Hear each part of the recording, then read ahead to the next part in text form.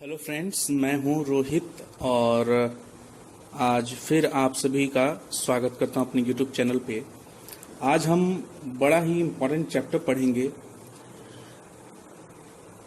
Class 9th Bihar board का ये chapter है, पोएम है ये, और इसे लिखा है अमेरिका के 16वें राष्ट्रपति, 16वें प्रेसिडेंट। आप शायद अब समझ गए होंगे कि मैं किनका नाम लेने जा रहा हूं। अमेरिका के 16वें राष्ट्रपति अब्राहम लिंकन थे और इन्हीं की ये पोएम है, Abraham Lincoln's letter to his son's teacher. ये पोएम ऑप्टिमिज्म है, ऑप्टिमिज्म से भरा हुआ है, आशावाद से भरा हुआ है, वैल्यूज है। और ये पोयम इसलिए लिखी गई है या इस उद्देश्य से लिखी गई है कि एक बच्चा जो होता है, जब वो पहली दफा स्कूल पहुंचता है, जब वो पहली बार पढ़ने जाता है, अपने विद्यालय पहुंचता है, तो उसकी शिक्षा दीक्षा कैसी होनी चाहिए, उसे शिक्षकों के द्वारा जो शिक्षा मिलेगी वो कैसी होनी चाहिए, नेचुरल होनी चाहिए, अननेचुरल होनी चाहिए। इन सभी चीजों के बारे में स्पष्टता से कहते हुए अब्राहम लिंकन लिखते हैं, करीबन 65 या 70 पंक्तियां या सेंटेंसेस पोएम्स में हैं, और हर पैराग्राफ या हर 4 लाइन या 5 लाइन का जो एक अपना पोएम है उनका, ये पूरा, उसमें एक अलग मैसेज है, एक अलग उद्देश्य है। इस चीज के बारे में हम आज पढ़ेंगे। तो आइए पढ़ते हैं इस पोएम को, जिसका हेडिंग है Abraham Lincoln's letter to his son's teacher. He will have to learn, I know, that all men are not just, all men are not true. But teach him also that for every scoundrel there is a hero, that for every selfish politician there is a dedicated leader. कह रहे हैं कि अब उसे सीखना होगा। मैं जानता हूं कि सारे लोग अच्छे नहीं होते, सारे लोग सच्चे नहीं होते, मगर उसे ये जरूर बताइएगा कि हर बदमाश के जगह पे या हर बदमाश के सामने एक हीरो होता है, एक नायक होता है। हर स्वार्थी राजनेता के सामने एक समर्पित लीडर होता है। ये कह रहे हैं पोएट्री के माध्यम से अब्राहम लिंकन अपने बेटे के टीचर से। ये बात उनकी हो रही है। अब आगे कहते हैं, teach him for every enemy there is a friend. उसे ये बात पढ़ाइए, उसे ये बात बताइए कि हर एक दुश्मन के लिए हर एक मित्र होता है, हर एक दुश्मन की जगह पर एक मित्र होता है। It will take time, I now, but teach him if you can that a dollar earned is of far more valuable than 5 pounds। कह रहे हैं कि उसे ये भी बताइएगा, जरा समय लगेगा उसे ये सब जानने में, मगर उसे जरूर ये इस बात की शिक्षा आप दीजिएगा कि कमाया हुआ $1 की कीमत 5 पाउंड से बहुत ज्यादा होता है। Teach him to learn to loss and also to enjoy winning.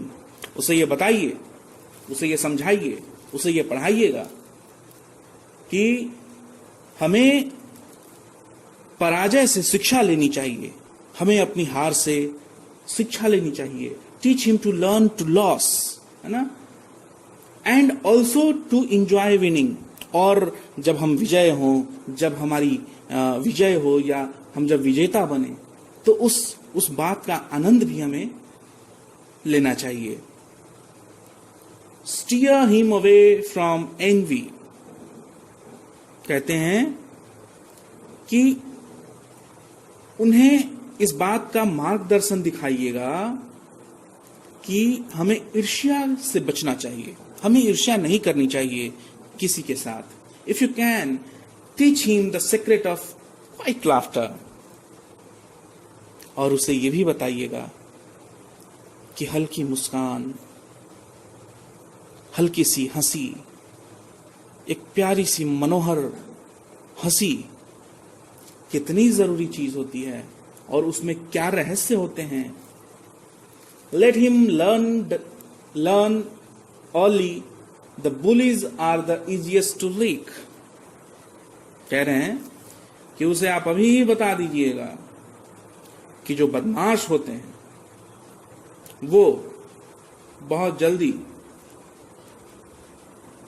let him learn early that the bullies are the easiest to leak, और जो बुलीज होते हैं यानी कि जो बदमाश होते हैं वो बहुत जल्दी हार मान जाते हैं। Teach him if you can the wonder of books, आप उसे ये भी पढ़ाइएगा कि किताबों की एक दुनिया कितनी अलग होती है, कितनी वंडर होती है किताबों की एक दुनिया, किताबें हमारे लिए कितनी महत्वपूर्ण होती हैं। But also give him quiet time to ponder the eternal mystery of birds in the sky, bees in the sun and the flowers on a green hillside. मगर आप किताबों के साथ साथ उसे ये भी बताइएगा कि कितनी रहस्यमयी होते हैं वे पक्षी जो आकाश में उड़ते हैं, जो मधुमक्खियां दिन में निकलती हैं और जो फूल पहाड़ियों पर खिलते हैं। यानी कि इस पैराग्राफ से हमें पता चलता है कि आप उसे किताब का ज्ञान तो दीजिएगा ही दीजिएगा, मगर उसे आप ये भी बताइएगा कि प्रकृति के साथ किस तरह की सोच होनी चाहिए, प्रकृति के साथ प्रेम हमारा कितना गाढ़ा होना चाहिए, प्रकृति में घट रही चीजें, उड़ रहे पक्षी, मधुमक्खियां, खिले हुए फूल से भी उसे प्रेम जरूर होना चाहिए। In the school teach him it is far honourable to fail than to cheat. विद्यालय में उसे ये जरूर बताइएगा कि चीटिंग करके पास हो जाने से, चीटिंग करके पढ़ लिख लेने से कई ज्यादा बेहतर है हम फेल हो जाएं। और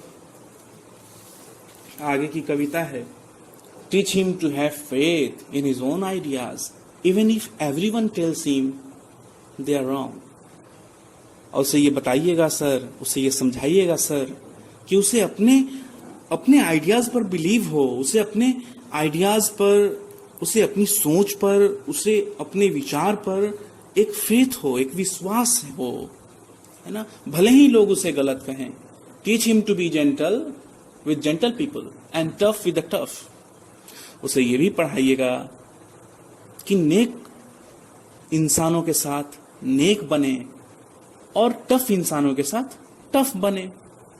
try to give my son the strength not to follow the crowd when everyone is getting on the band wagon. कह रहे हैं कि आप मेरे बच्चे को यह भी शिक्षा देंगे या यह भी शिक्षा दीजिएगा कि वो भीड़ को फॉलो ना करे। भले ही लोगों की भीड़ लगी हो, लेकिन वो अपनी राह खुद चुने। Teach him to listen to all men but teach him also to filter all he hears on a screen of truth. कह रहे हैं कि उसे ये भी बताइएगा, उसे ये भी समझाइएगा कि सबकी सुने, हर इंसान की बात सुने, मगर वो सच के पर्दे पर बातों को फिल्टर भी करे, छाने भी, तौले भी, समझे भी कि कौन सही है, कौन गलत है, क्या सही है, क्या गलत है। सबकी सुने, मगर जो सच्चाई का जो वो पर्दा है उससे उन सभी बातों को फिल्टर भी करे। And take only the good that comes through, और सिर्फ अच्छाई को अपनाए। जैसे कि हम अपने गार्जियन से भी बात करते हैं, या हमारे गार्जियन भी हमें समझाते हैं कि बेटे सबकी सुनो मगर करो अपनी, या बेटे सबकी सुनो और वही ग्रहण करो, उसे ही अपनाओ जो तुम्हारे लिए बेहतर हो, जो तुम्हारे भविष्य के लिए बेहतर हो। तो वही चीज है, teach him to listen to all men. उसे ये समझाइएगा, उसे ये पढ़ाइएगा कि सबकी सुने, मगर वो सच के पर्दे पर से उन बातों को छाने भी, उन बातों को फिल्टर भी करे, और जो उसके लिए अच्छा हो, जो वाकई में अच्छा हो, उसे वो ग्रहण करे, उसे वो एक्सेप्ट करे। Teach him if you can how to laugh when he is sad. उसे ये पढ़ाइएगा कि दुख के समय में किस तरह से हंसते हैं। Teach him if you can, अगर आप ये बता पाए तो जरूर बताइएगा कि how to laugh when he is sad. जब वो उदास हो तो किस तरह से मुस्कुराए, किस तरह से हंसे। Teach him there is no shame in tears. उसे आप ये भी बताइएगा कि रोने में कोई शर्म की बात नहीं है। अब्राहम लिंकन की एक पंक्तियां ये बहुत ही प्रेरित कर रही होंगी आपको, क्योंकि ये मुझे भी प्रेरित कर रही हैं। कह रहे हैं कि teach him if you can how to laugh when he is sad. जब वो उदास हो तो इस बात की शिक्षा दीजिएगा कि बेटे उदासी में भी कैसे मुस्कुराते हैं। Teach him there is no shame in tears. और आप उसे ये भी बताइएगा कि आंसुओं में भी, या आंसू बहाने में भी कोई शर्म की बात नहीं है, कोई लज्जा की बात नहीं है। Teach him to scoff at cynics. और उसे बताइएगा कि teach him to scoff at cynics, और वो and to beware of too much sweetness. कह रहे हैं कि निंदक जो हो उसका, वो उसकी जब कोई मजाक उड़ाए या कोई निंदा करे, उसे भी वो एक्सेप्ट करे। और teach him there is no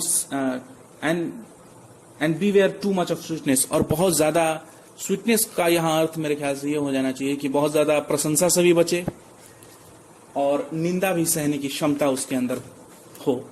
उसे आप ये भी बताइए। Teach him to sell his brawn and brain to the highest bidders, but never put a price tag on his heart and soul. आप उसे ये बताइए कि वो अपनी बुद्धि सेल करे, मतलब कहने का कि बड़े बड़े लोगों से, है ना, बड़े बड़े चीजों को भी सेल करे, मगर एक चीज जरूर उसे आप ये बताइएगा कि अपने हृदय और अपने आत्मा को कभी ना बेचे। उसके लिए कोई प्राइस टैग ना लगाए कि मेरी आत्मा इतने में बिक जाएगी या मेरा हृदय इतने में सेल हो सकता है।